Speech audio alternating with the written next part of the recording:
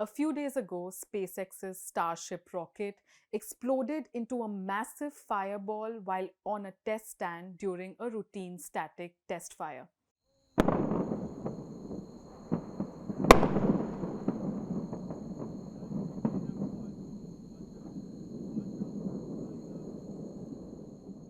What makes this explosion noticeable is that this is the fourth time in a row that Elon Musk's Starship has failed. Hi, my name is Soumya Pillai and welcome to Pure Science. In a statement issued by SpaceX after the accident, the US-based space company said that Starship was preparing for the 10th test flight when it experienced an anomaly while on a test stand at the starbase. After completing a single-engine static fire earlier this week, the vehicle was in the process of loading cryogenic propellant for a 6-engine static fire when a sudden energetic event resulted in the complete loss of the Starship and damage to the immediate area surrounding the stand. No injuries have been reported from around the test range, but the explosion ignited several fires at the test site. The company said that the site will only be examined once it is deemed safe to approach. Now, coming to the details of what might have caused the fire based on preliminary reports. Initial analysis indicates that a potential failure of the pressurized tank known as COPV or composite overwrapped pressure vessel containing gaseous nitrogen in the Starship's nosecone area might have led to the explosion. During a static fire test, which is part of the procedures preceding a launch, the Starship's super heavy booster is anchored to the ground to prevent it from lifting off. Because, like I said, it is a test flight and not an actual launch. COPV is a high-strength, lightweight tank used to store pressurized gases in rockets, spacecrafts, and other aerospace systems. Its inner line is made of aluminium or titanium, and on the outside it is a composite overwrap made from carbon fiber or Kevlar, which is also a strong heat-resistant synthetic fiber. In rockets like Starship, it serves as a storage vessel for gases such as nitrogen and helium at extremely high pressures.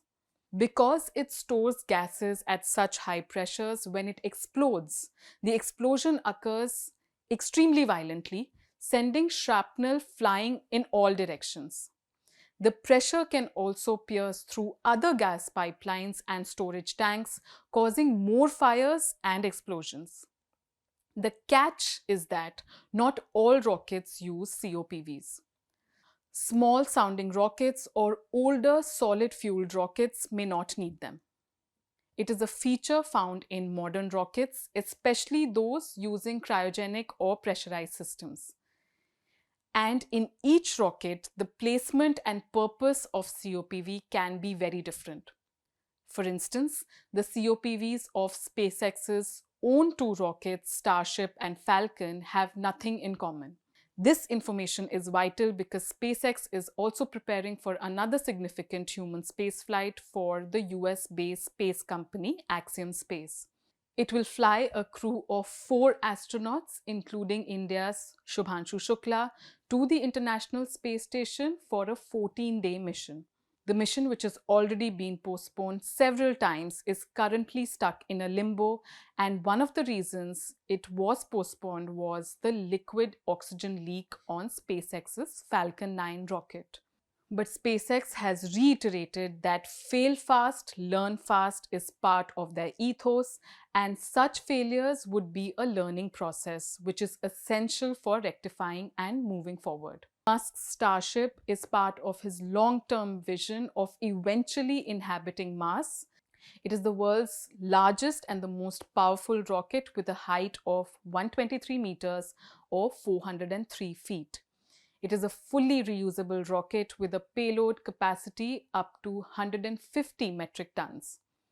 Before this incident, a prototype Starship exploded over the Indian Ocean in the latter half of May. The launch vehicle lifted off on May 27th from the Starbase facility, but the first stage Super Heavy booster blew up instead of executing its planned splashdown in the Gulf of Mexico. There have been two other instances where the upper stage disintegrated over the Caribbean. With limited information about the latest explosion, we will have to wait for what comes from the final investigations into the Starship failure. That is all from me. I am Soumya Pillai, and you were watching Pure Science on the Print.